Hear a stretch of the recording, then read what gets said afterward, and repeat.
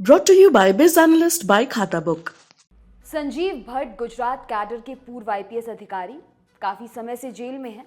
उन पर आरोप है कि उन्होंने एक व्यक्ति को हिरासत में इतना पीटा कि कुछ रोज बाद उसकी मौत हो गई।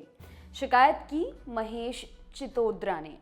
अब मंगलवार 29 मार्च को महेश ने गुजरात हाईकोर्ट में अर्जी दी। अर्जी में लिखा था कि भट्ट के खिलाफ दायर किया गया केस वापस लेना है, लेकिन इसके 2 दिन बाद ही 31 मार्च को महेश अपनी बात से पलट गए। कहा कि वह अपनी शिकायत वापस नहीं लेना चाहते हैं। शिकायतकर्ता महेश चित्रोदा ने इस मामले में अदालत में एक एफिडेविट पेश किया है, जिसमें उन्होंने कहा, मैंने संजीव भट्ट के खिलाफ अपनी शिकायत को वापस लेने के फैसले के बारे में जब अपने परिवार से बातचीत की, तब मुझे यह महसूस हुआ कि वापस लेने का मेरा निर्णय सही नहीं है। अब मैं शिकायत वापस लेने को लेकर अदालत से ओरली कही गई अपनी बात से पीछे हट रहा हूं।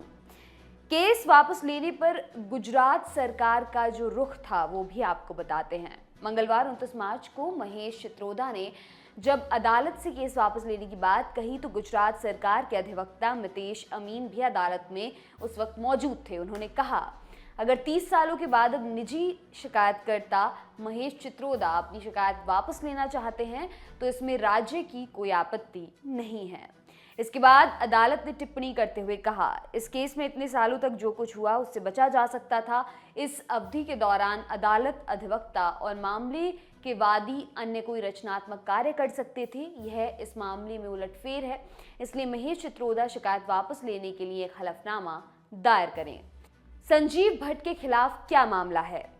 मामला साल 1990 का है। उस वक्त संजीव भट्ट जामनगर में एडिशनल सुपरिटेंडेंट ऑफ पुलिस के पद पर तैनात थे। बीजेपी के वरिष्ठ नेता लालकृष्ण आडवाणी द्वारा निकाल गई रथ यात्रा के वक्त जमजोधपुर में सांप्रदायिक दंगों के दौरान उन्होंने 150 लोगों को हिरासत में लिया। इनमें से एक व्यक्ति प्रभुदास वैश्नानी की कथित टॉर्चर के कारण रिहा होने के कुछ दिन बाद अस्पताल में मौत हो गई।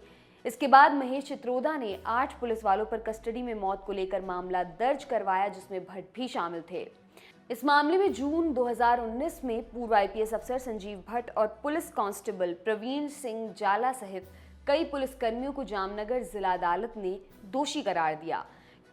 कोर्ट ने प्रवीण सिंह जाला और भट्ट को आईपीसी की धारा 302 के तहत दोषी करार देते हुए उम्र कैद की सजा सुनाई, जबकि अन्य दोषियों को आईपीसी की धारा 323 और 506 के तहत दोषी करार दिया गया। संजीव भट्ट और प्रवीण सिंह जाला इसके बाद से ही जेल में हैं। इन दोनों ने ही इस मामले को फर्जी बताते हुए गुजरात हाईकोर्ट से अपनी सजा को निलंबित करने की अपील की है। मंगलवार 29 मार्च को इस अपील पर सुनवाई के दौरान ही शिकायतकर्ता महेश चित्रोदा ने अपनी शिकायत वापस लेने की बात कही थी। आपके लिए खबर लिखी है हमारे साथी अभय ने। मेरा नाम है दिव्यांशी। देखते रहिए दी लल्लन टॉप। शुक्रिया।